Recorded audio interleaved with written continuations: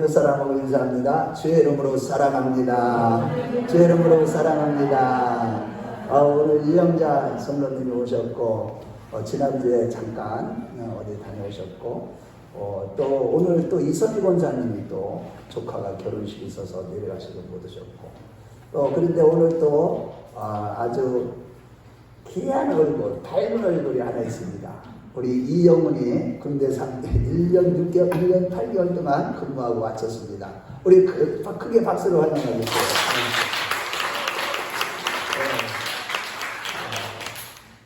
여러분, 우리는 하나님의 말씀대로 살아야 될 하나님의 자녀들입니다.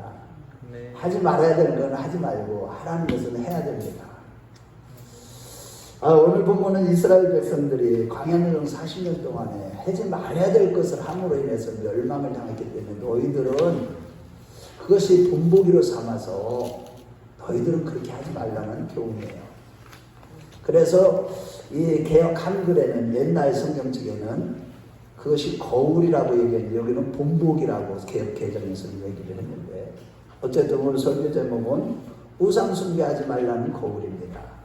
즉 이스라엘 백성들이 광야 40년 노동 속에, 즉 오늘날로 얘기하면 이 신앙생활을 하는 가운데 신앙생활이 결코 쉽지가 않은 거예요. 왜냐하면 내 자신과도 싸워야지, 세상과도 싸워야지, 마귀와의 영적인 세계의 이 마귀 악한 놈들이 수시로 우리 가운데 쳐들어오고 우리 심령 가운데 쳐들어오고 우리 몸까지도 막 들어오고 하는 이런 악한 놈들과 또 대적해야지. 정말로 고난의 연속이고 이 세상에 사는 날 동안에는 환난이 있기 때문에 예수님께서도 너희가 세상에서는 환난을 당하나 담대하라 내가 세상을 이겼노라 라고 말씀하시는 겁니다. 그런데 정말로 우리가 이러한 환난 가운데 살아가더라도 철저하게 하나님의 말씀을 지키며 살아야 되는데 이스라엘 백성들은 그 환난 가운데 이 여전히 육신적인 저 불신자들과 똑같이 우상을 숭배하다가 많은 사람들이 광야에서 죽었기 때문에 너희들은 그거를 본을 삼아서 그렇게 우상 숭배하지 말라는 것이 오늘 본문 내용입니다. 자, 그래서 우리가 이 세상에 살아가면서 가장 중요한 얘기를 지금 사도 바울은 우리에게 교훈하고 있어요. 어떻게 보면 구약의 최고의 핵심이요 우리 신약시대에 가장 중요한 거 이거 한 가지만 지키면 우리는 영적인 생활에서 승리할 수 있다는 뜻이죠. 그래서 그런 관점에서 오늘 살펴보면서 은혜를 나누기로 원합니다. 자, 첫째로 제1계명, 우리가 환난 가운데서도 끝까지 인내하며 제1계명을 거역하는 마음과 세상으로 향하는 이 마음을 제거하고 물리치라는 것입니다. 우리 신앙생활하면서 우리가 제1계명을 거역하고자 하는 마음, 세상으로 향하고자 하는 마음, 이것이 늘 우리 가운데 유혹으로 다가오기 때문에 이거와 싸워서 물리치고 그것을 제거하라는 것입니다. 6절 말씀에 보면 과거 이스라엘 백성들이 광야 노동 가운데서 실패를 거울 삼아서 그들처럼 똑같이 답습하는 어리석은 자가 되지 말라고 경고하고 있습니다. 거울은 우리가 수시로 들여다보고 잘못된 것은 고치고 예쁘게 하고 단정하게 하듯이 우리가 항상 신령한 말씀인 거울을 이 말씀이 신령한 거울인 성경을 늘 바라보고 성경을 바라보고 읽는 가운데 성경을 기준 삼아서 내 자신의 모습을 점검하고 우리가 신앙생활하는 데 있어서 잘못된 것은 고쳐서 하나님 아버지께 인정받는 자들이 되어라는 것이죠. 특히 바울 사도가 본문에서 강조하고 있는 것은 7절에 저희 중에 어떤 이들과 같이 너희는 우상을 숭배하는 자가 되지 말라라고 말씀하고 있는 것입니다.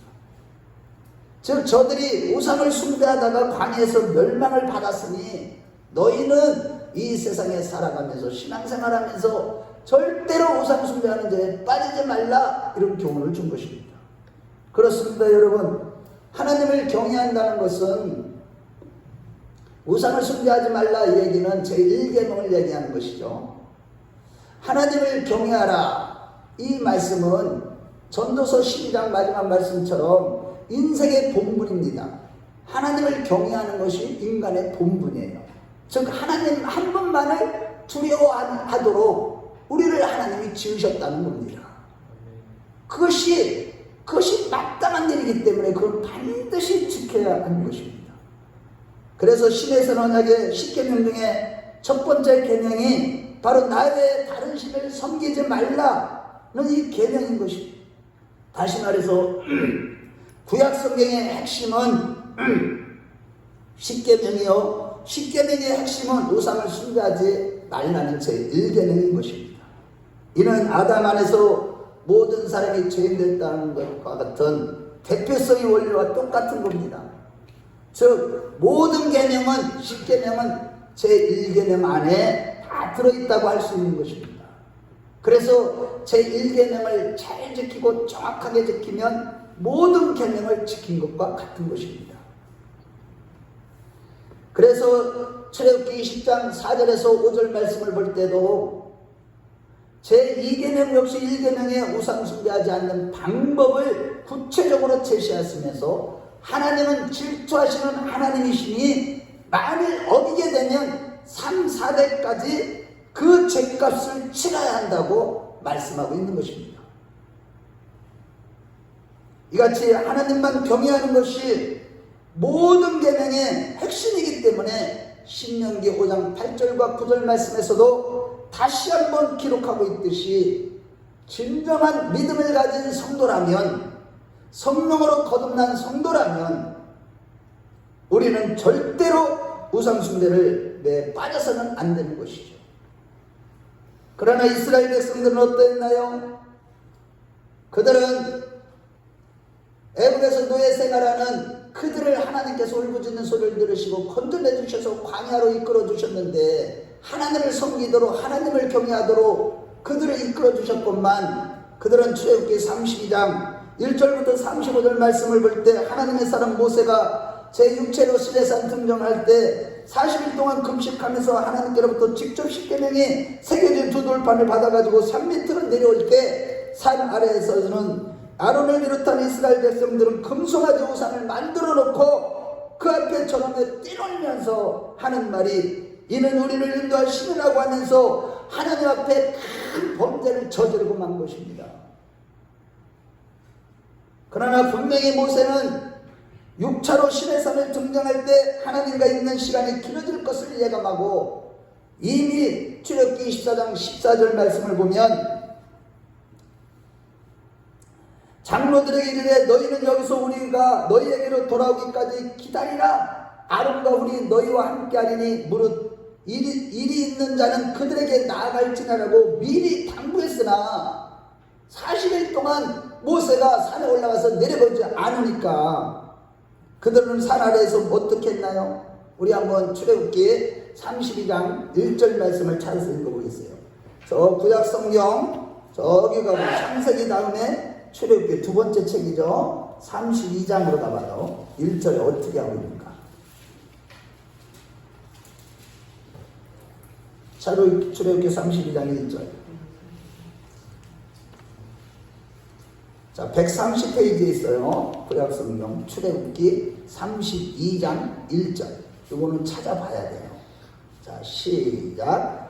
백성이 모세가 산에서 내려오니 더딤을 보고 모여 백성이 아론에게 이르러 말하되 일어나라 우리를 위하여 우리를 인도할 신을 만들라. 이 모세 곧 우리를 애굽 땅에서 인도해낸 사람은 어찌 되었는지 알지 못함이라. 여기서 보면 결국에 여기 더디다라는 말은 히브리어 붓이라는 단어인데 부끄럽다, 실망하다라는 뜻을 가지고 있습니다.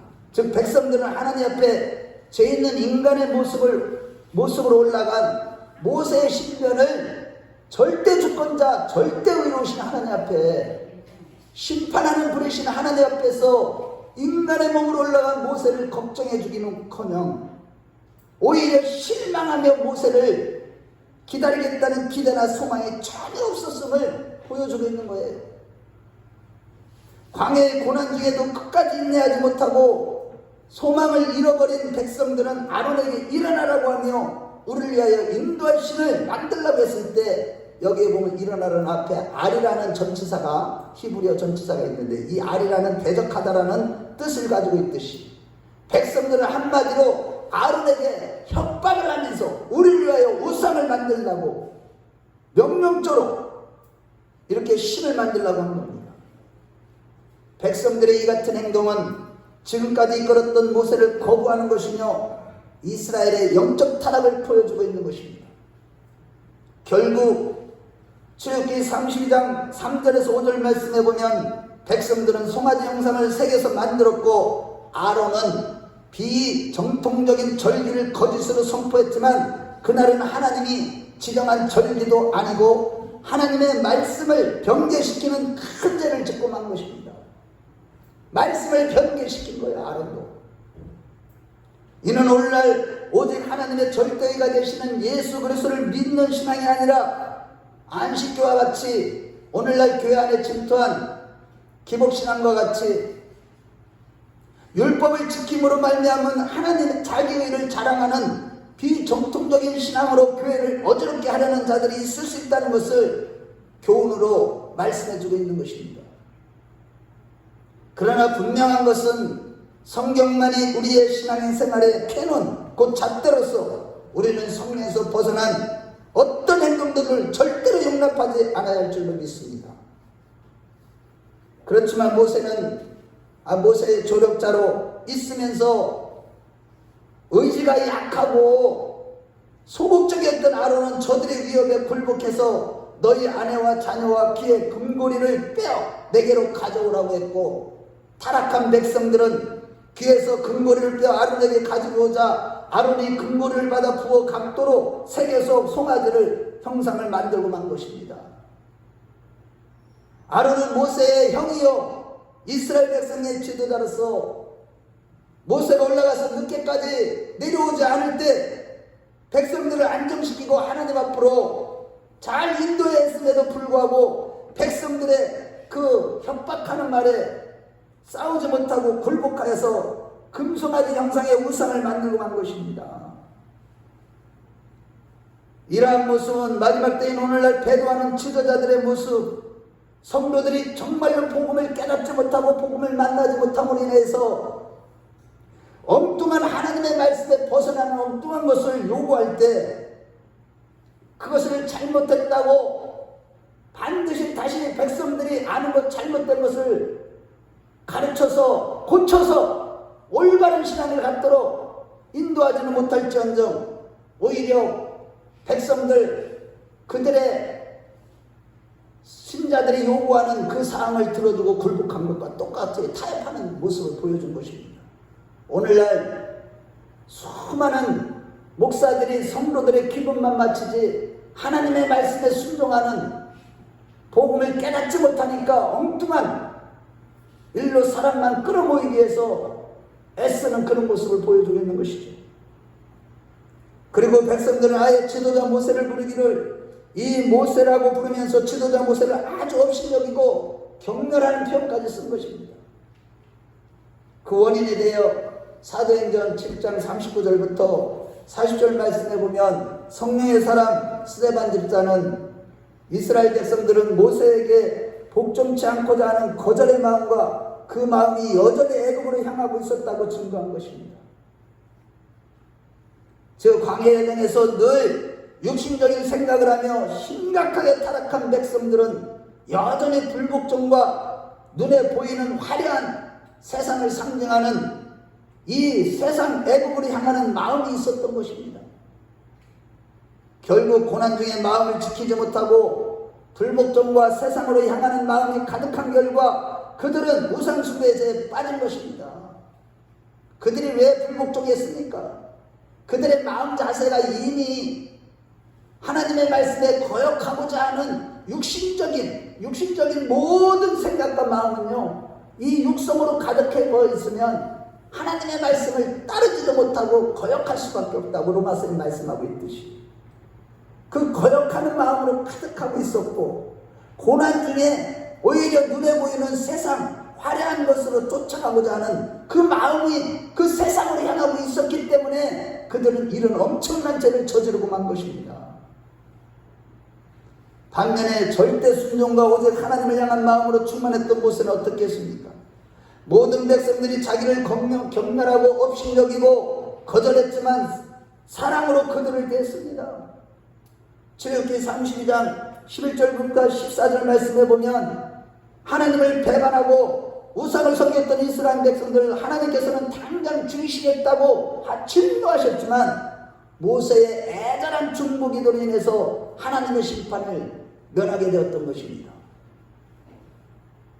실로 오늘날도 그들처럼 예수를 믿는다고는 하지만 여전히 육신에 속한 자가 되어서 누가 나를 멸시하면 어떻게든 복수하고 원수를 갚으려고 하는 것이 신자들의 문제죠.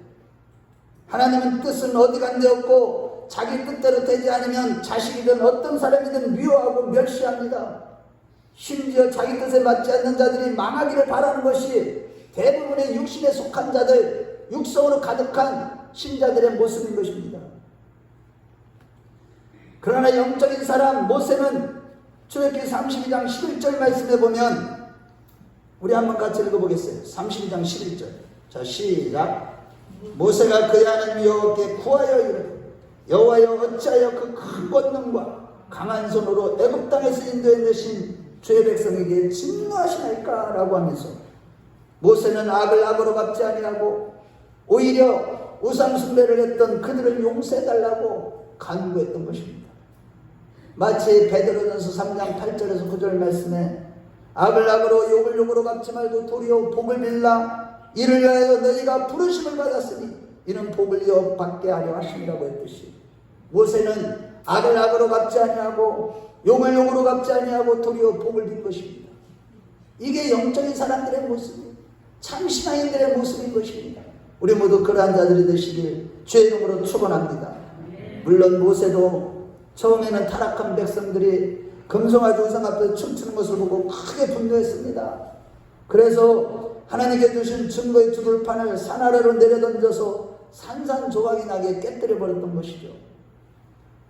그러나 한편으로는 이 두 돌판을 깨뜨림으로써 이스라엘 백성들이 멸망하는 것을 막고자 했던 것입니다. 만일 그 돌판에 새겨진 계명대로 하나님이 이스라엘 백성들을 심판하신다면 이스라엘 백성들은 당장에 큰 화를 당할 수밖에 없었기 때문입니다. 다시 말해서 당시에 고대 근동에는 이러한, 자 저를 보세요. 고대 근동에서는 이러한 언약의 판을 깨뜨리는 경우에는 그 판에 기록된 모든 문서의 내용의 효력이 다 취소되었음을 의미했습니다. 그와 마찬가지로 그런 차원에서 모세는 화도 났지만 이 두 돌판을 깨뜨려 버렸던 거예요. 그 온유함이 승했던 이 모세의 마음, 그 마음이 사랑으로 가득했던 영적인 사람 모세는 그래서 깨뜨린 겁니다. 그리고 민수기 5장 24절에 가늠한 여인에게 저주가 되는 쓴물을 마시게 했던 것처럼 모세는 우상 숭배했던 그들에게 이렇게 뭐라고 그랬어요? 출애굽기 32장 20절에 보면 모세가 그들의 만든 송아지를 가져 불살로 부수어 가루로 만들어 물에 뿌려 이스라엘 자손에게 마시느라고 한 거예요. 또한 출애굽기 32장 26절에 보면 여호와의 편에 있는 자는 다 내게로 나오고 했을 때 레이지파를 통해서 동족 3,000명을 모두 무참하게 죽이는 이 도륙 사건을 통해서 우상 숭배의 결과가 이렇게 비참하다는 것을 보여주는 것이죠. 백성을 타락시킨 죄의 씨앗을 완전히 제거시키고자 함이었습니다.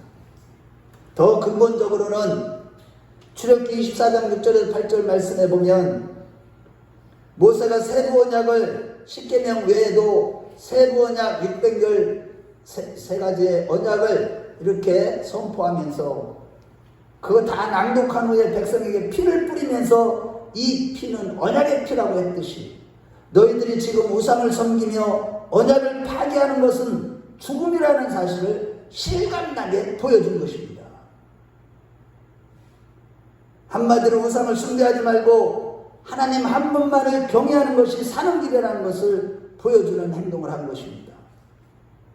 이러한 맥락에서 예레미야서 2장 19절 하반절 말씀에 보면 내 하나님 여호와를 버림과 내 속에 하나님을 경외함이 없는 것이 악이요 고통인 줄 알라. 이는 만군의 여호와의 말씀이니라. 여러분들이 마음에 하나님을 경외하는 거, 아니 어떤 큰 문제와 사건과 자녀들이 병에 걸리는 거, 내 가정에 어떤 심각한 문제를 만나는 것은 두려워하면서 하나님을 두려워할 줄 모르는 너희들 그 자체가 바로 고통이고 악이라고 말씀하고 있는 것입니다. 저와 여러분들이 정말로 오직 하나님만을 두려워하는 자들이 되었으면 좋겠습니다. 정말로 하나님을 경외하는 자가 누구냐? 정말로 영적인 성도들은 오직 하나님만을 두려워합니다. 다른 것을 두려워하지 않아요. 마귀를 두려워합니까? 귀신을 두려워합니까? 어떤 큰 사고를 두려워합니까? 물질을 다 잃어버릴까 두렵습니까? 가난하게 될까봐 두렵습니까? 그런 거는 두려워하지 말라고 하고 있습니다. 오직 하나님만을 경외하는 자, 그런 자들만이 진짜 영적인 성도고 그런 자들만이 진짜 하나님을 경외하는 자들인 것입니다.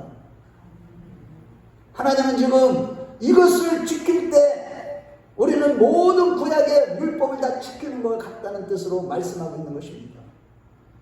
우리 한번 예레미야 2장 19절을 찾아보겠어요. 하반절을. 예레미야 2장 19절. 저 이사야 다음에 예레미야 2장 19절을 한번 찾아봐야 돼요. 여러분들이 이거는 귀한 일들입니다. 이사야 다음에 예레미야입니다. 2장으로 찾아가 봐요. 다 찾으셨나요? 자, 2장 19절. 자, 굉장히 중요한 요절 말씀이에요. 우리 같이 읽어봐요. 시작. 내 악이 너를 징계하겠고 내 반역이 너를 책망할 것이라. 그런즉 내 하나님 여호와를 버림과 내 속에 나를 경외함이 없는 것이 악이요 고통인 줄 알라. 주 만군의 여호와의 말씀이니라. 따라서 오늘날 우리가 마지막 시대를 살아가면서 신앙생활할 때 수많은 고난이 있다고 할지라도 끝까지 인내하며 육신적인 생각에 매여서 마음에 하나님의 말씀을 거역하고자 하는 마음과 세상으로 향하는 마음을 물리치는 우리 모두가 되었으면 좋겠습니다. 그리고 말씀으로 모든 의상을 타파하고 두렵고 떨림으로 하나님만을 섬기고 하나님께만 소망을 두는 자들이 되어서 정말로 악이 없고 고통이 없는 가운데 하나님과 동행하면서 늘 하나님이 주시는 축복을 누리는 복된 자들이 되었으면 좋겠습니다. 둘째로 교만과 속임의 탈을 쓰고 사망에 이르게 하는 탐심의 영을 물리치라는 것입니다. 교만과 우리로 하여금 사망에 이르게 하는 속임의 탈을 쓴 이 탐심을 물리치라는 거예요. 오늘날 신약시대에 와서는 우상숭배가 무엇입니까? 우리가 너무나 잘 아는 말씀 골로새서 3장 5절에 뭐라고 그랬어요? 탐심은 우상숭배이라고 했듯이 우리 마음에 탐심을 가지고 있는 것 자체가 우상숭배를 하고 있다는 뜻인 것입니다.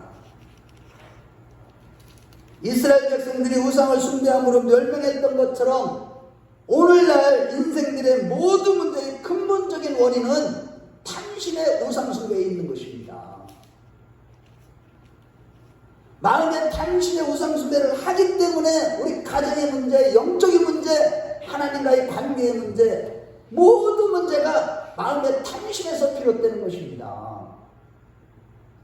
그 탐심의 특징은, 첫 번째 특징은 탐날 탐자에다가 마음실자로서 부당한 욕심을 내는 것으로서 하나님의 영광을 위하여 시험을 받은 이 피조물이, 즉 하나님의 투영체인 인간이 사단의 미혹을 받아서 하나님처럼 되고자 하는 교만한 마음에서부터 시작되었다는 사실이에요. 여러분들 잘 알다시피 창세기 2장 말씀에 보면 선악과를 먹으면 하나님같이 된다고 하는 뱀의 거짓말을 듣는 아담과 하와의 마음에 탐심이 생긴 겁니다. 즉 옛뱀고 사단과 입맞추는 삶, 즉 마귀가 좋아하고 세상적이고 육신적으로 사는 사람들은 그 마음이 교만해져서 좀 더 갖고자 하고 좀 더 높아지고자 하는 그 마음 때문에 탐심이 가지게 된 거예요. 선악과를, 하나님의 절대주권인 선악과를 보는 순간, 예전에는 그런 마음이 전혀 없었는데 하나님과 분리되는 그 순간, 하나님 말씀을 거역하자 육체가 되어버리는 순간, 그 과일이, 선악과 과일이 어떻게 보였습니까? 지혜롭게 할 만큼 탐스럽게 보이는 거예요. 욕심이, 탐심이 생긴 거예요.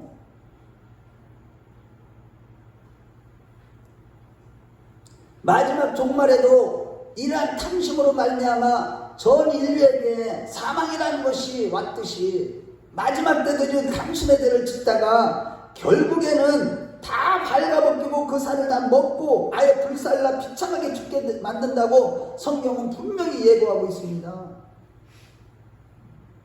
계시록 17장 16절에 보면 내가 본 바 이 열불과 짐승 이 음료를 미워하여 망하게 하고 벌거벗게 하고 그 살을 먹고 불로 아주 살이라고 했듯이 사단은 우리로 하여금 어찌하든지 탐심의 죄를 짓게 만드는 걸 만들어서 아주 다 발가벗기고 그 살을 다 벗기고 아예 불살라 비참하게 죽게 만든다고 경고하고 있다는 사실입니다. 따라서 오늘 우리 신앙생활에서 가장 중요한 것은 우리 마음의 탐심의 죄를 벗어버리는 겁니다. 탐심의 죄를 짓지 않는 것입니다. 바라기는 끊임없이 영적인 싸움을 싸워서 마음의 욕심을 내려놓고 물리치는 저와 여러분들이 되시기를 축원합니다. 두 번째, 이 탐심의 우상숭배의 특징은 아담과 하와가 에덴 동산에서 간교한 뱀에게 속았듯이 그 수법이 너무나도 간교하고 위장을 잘하기 때문에 교회도 이 탐심의 영이 들어오거나 개인도 탐심의 영이 들어오거나 하면은 순식간에 다 속아 넘어갈 수가 있는 것이 탐심의 영입니다. 자기 자신이 탐심으로 가득한데도 자기는 욕심이 없는 줄로 착각하는 거예요. 교회 안에 탐심의 영이 딱 들어오면 거짓 이단들이 다 탐심의 영으로 사로잡힌 자들이거든요. 그러면 교회가 그때부터 문제가 생기는 거예요. 기복신앙에 빠지고 각종 이단에 빠지게 되는 겁니다. 너무나 잘 속이는 영이기 때문에 사도 바울은 데살로니가 교회에 편지할 때 데살로니가 2장 5절에 보면 탐심의 탈을 자기는 쓰지 않고 복음을 전했지만 이단들은 탐심의 탈을 쓰고 들어와서 교회를 무너뜨린다고 얘기하고 있는 것입니다. 그 탐심의 탈을 쓰고 들어오니까 이단들에게 다 속아 넘어가는 거예요. 초대교회 때부터. 이런 이단들은요, 겉으로는요 다 깨끗하고 욕심이 없는 것 같이 하지만 다 그거 탈을 쓰고 가면을 쓰고 있는 겁니다.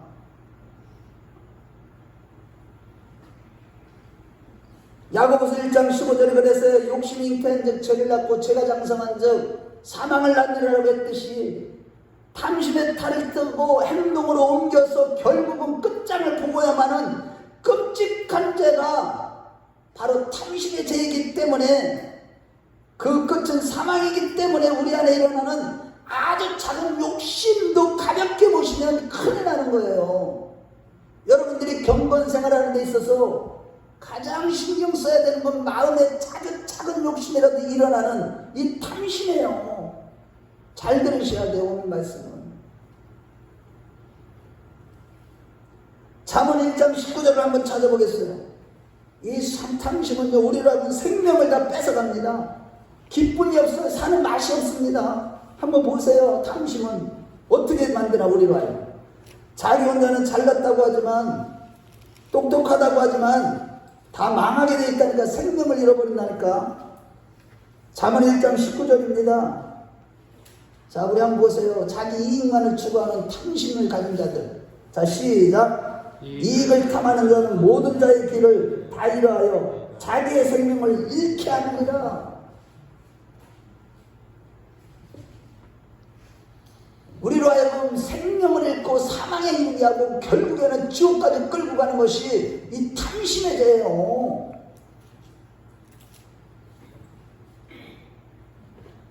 아주 작은 욕심에서부터 탐심은 시작되는 겁니다. 특히 교회 문제가 초대교회 때 문제들이 참 많았는데 이 탐심의 탈을 쓰고 들어온 이단들이 교회 안에 침투했는데도 갈라디 교회나 고린도 교회 같은 경우는 그것을 분별하지 못했기 때문에 사도 바울은 고린도후서 11장 4절 말씀에 만일 누가 와서 우리가 전파하지 아니한 다른 예수를 전파하거나 혹은 너희가 받지 아니한 다른 영을 받게 하거나 혹은 너희가 받지 아니한 다른 복음을 받게 할 때 너희가 잘 용납하는구나 라고 하면서 약간의 조롱 섞인 책망을 한 거예요. 우리가 잘 들어보세요. 신앙생활 잘한다는 건 마지막 때 분별의 영이 있어야 돼요. 내 안을 분별하고 교회 안에 들어온 이단들을 분별하고 이 시대의 악한 영들, 세상의 영들, 탐심의 영들이 판을 치고 있는 이 거짓 영들, 다른 복음을 전하는 이 모든 것들을 분별할 수 있는 눈이 떠주시길 주의 이름으로 축원합니다. 여러분들이 이거 분별하지 못하면 아무나 쫓아가게 돼 있어요. 이단들에게. 그래서 갈라디아 교회도 그 탐심의 탈을 쓰고 들어온 율법주의자들을 분별하지 못했기 때문에 사도 바울은 빌립보서 2장 16절 말씀에 사람이 이렇게 되는 것은 믿음으로 되는 줄 아는 거로 우리가 율법의 행위로서는 이렇게 되지 않고 믿음으로 되는 줄 아는 거로 우리도 그리스도 예수를 믿나니 이는 그리스도 예수를 믿음으로 의롭다함을 얻으려 하니라. 율법의 행위로서는 의롭다함을 얻을 육체가 없느라 하면서 갈라디아서 3장 1절에서 3절에 그들을 책망할 때에 어리석도다 갈라디아 사람들아 예수 그리스도께서 십자가에서 못 박히신 것이 너희 눈앞에 밝히 보이거늘 누가 너희를 꾀느냐 내가 너희에게 다만 이것을 알리하노니 너희가 성령을 받은 것이 율법의 행위로서냐 혹은 듣고 믿음으로서냐 너희가 이같이 어리석으냐 성령으로 시작했다가 육체로 마치지 않느냐 라고 책망한 것입니다.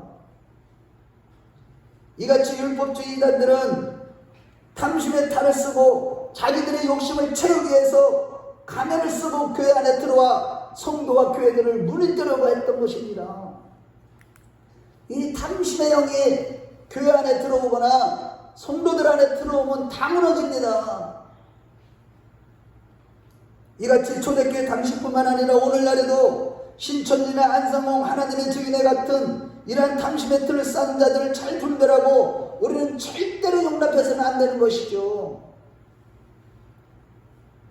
무엇보다도 우리 개인적으로 볼 때도 갈라디아서 5장 24절에 이런 맥락에서 뭐라고 했습니까? 예수 그리스도의 사람들은 육체와 함께 그 정욕과 욕심, 그 탐심을 십자가에 못 박았느니라라고 한 것입니다.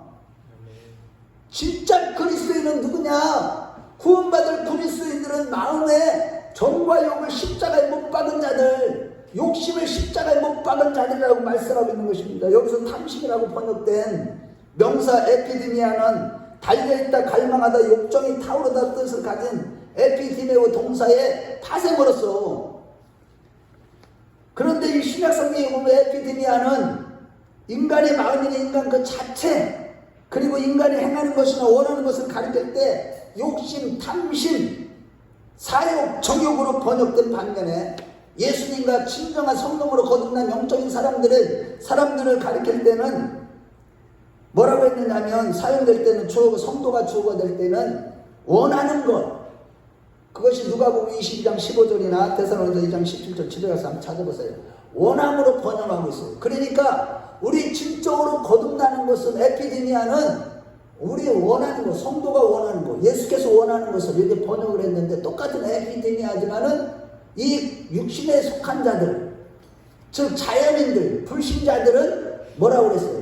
사악한 정욕이에요. 정욕, 불타오르는 욕심, 이렇게 번역을 한 거예요. 한마디로 절대 주권인 선악과를 범함으로 말미암아 육체가 되어버린 인간은 원한이 있을 수 없는 그런 자, 즉 죽은 자이기 때문에, 하나님과 분리되는 것 자체가 죽은 자이기 때문에 원함이라는 것 자체가 있을 수 없다는 것이죠.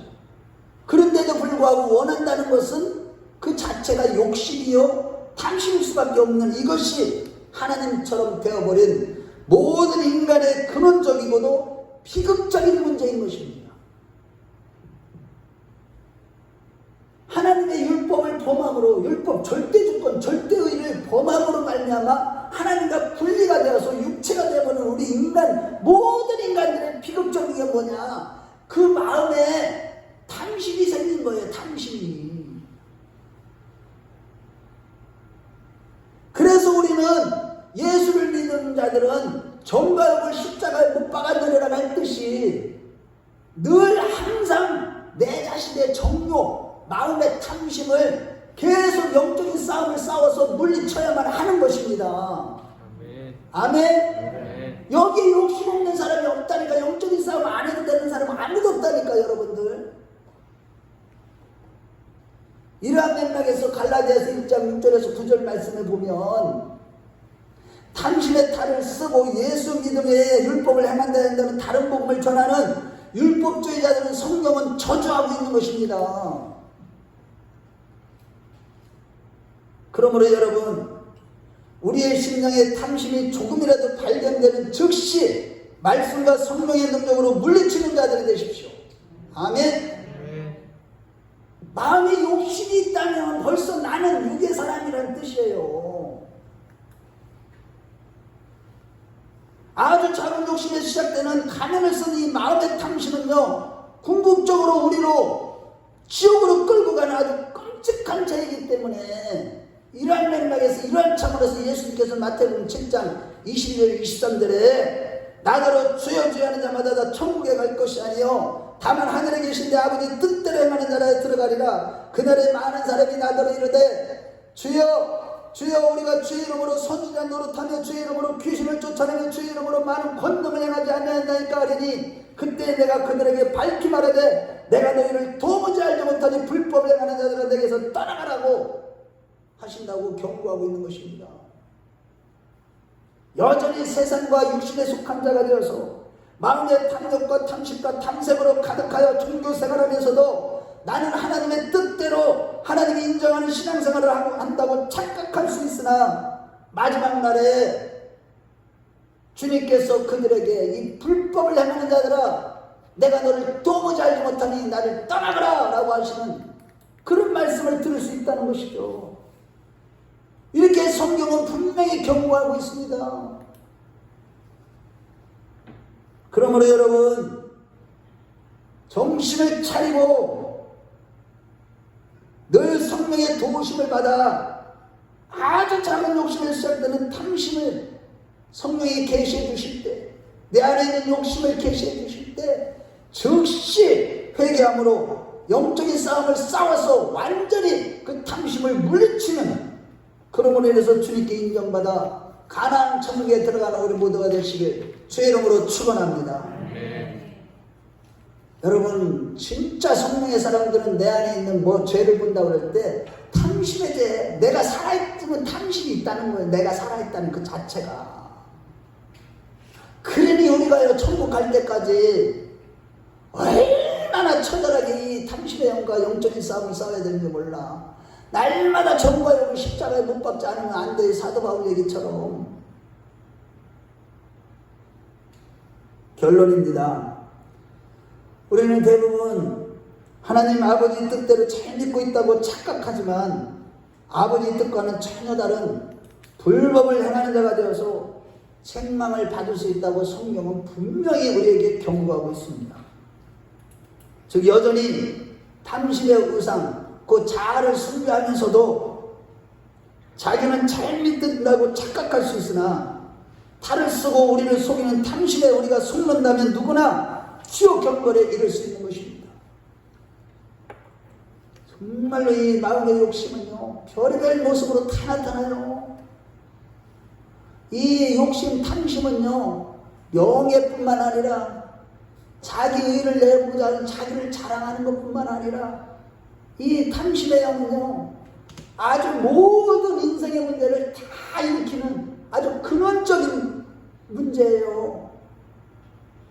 이것이 결국은 우리로 하여금 속이는 탈을 쓰고 다가오기 때문에 신앙생활을 하는데 여전히 자기밖에 몰라. 기도를 해도 자기 기도밖에 안 해. 하나님 나라를 위해서, 이웃을 위해서, 죽어가는 영혼들을 위해서 아버지 마음 성령이 기도하게 하시는 따라 기도하는 게 아니라 맨날 자기 기도만 해. 우리 가정 기도만 해.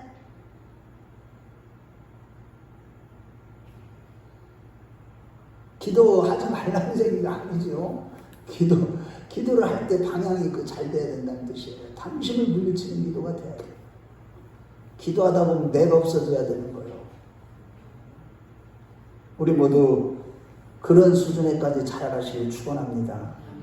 그런 의미에서 오늘 본문에서 바울 사도는 고린도 교회 교인들에게 과거의 우상을 숭배하다가 이스라엘 백성들이 광야에서 어떻게 망했는가를 교훈 삼아라고 하는 것입니다. 그러므로 먼저 탐심의 뿌리라고 할 수 있는 우리 마음의 모든 교만을 물리치시고 항상 겸손한 자들이 되십시오. 아멘. 아멘.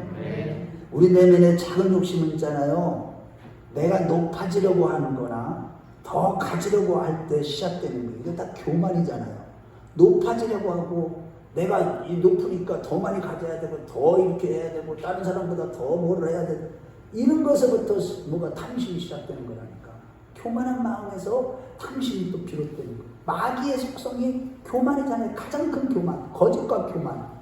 그런데 그거에서부터 탐심이 시작된다니까. 무엇보다 이 탐심은요, 지금 잘 들으세요. 우리의 의의 옷을 다 벗겨버리고 살을 먹고 불살라 완전히 멸망케 하는 끔찍한 결과를 가져오게 한다고 성경은 경고하고 있는 겁니다. 그러므로 오직 말씀 중심, 교회 중심의 신앙으로 정직하고 성실한 마음으로 그 믿음으로 탐심의 우상을 타파하는 자들 됩시다. 그러면서 늘 자족하는 우리 큰나무교회 식구들이 되었으면 좋겠습니다. 자족할 줄 아는 마음을 가지고 아주 작은 욕심부터 시작되는 탐심과 싸워 물리치고 오직 아버지의 뜻을 이루는 자들이 됩시다.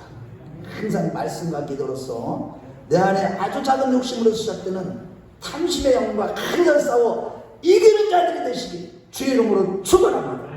그래서 아버지 뜻을 이루고 영생복락 가나안 천국에 들어가서 영원토록 주님 앞에 복락을 누리는 우리 모두가 되시길 주의 이름으로 축원합니다.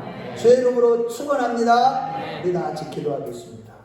이 시간에 아버지, 내 안에 여전히 욕심이 있습니다. 교회를 그렇게 다녀도 내가 중심이 되고 항상 내 욕심이 있습니다. 이 욕심을 버리려고 해도 또다시 욕심에 붙잡힙니다. 아버지, 자족하는 마음을 갖기를 원합니다. 내 힘으로 안 됩니다. 하나님, 욕심을 다 버리기를 원합니다. 하나님, 내가 욕심 부리는 데를 용서해 주시옵소서. 내가 이렇게 욕심 부리고 저렇게 욕심 부리고 모든 것을 욕심에서 비롯됐습니다. 용서해 주시옵소서. 내 욕심 버린 것 때문에 마음의 평강도 잃어버리고 의의 옷이 다 벗겨지는 줄 모르면서 살아왔습니다. 하나님, 내 안에 아주 작은 욕심이 탐심은 교만한 자의 마음, 교만에서부터 시작되는 것이오니 내가 교만하지 않게 해주시고 항상 자족하는 마음으로 성령의 사람이 되어서 마지막 때 정말로 하나님과 동행하고 승리하는 신앙이 되게 해달라고 옆에 사람 의식하지 마시고 이 시간에 함께 하시는 그 하나님만 바라보며 주님 한 번 부르고 기도하겠습니다. 주여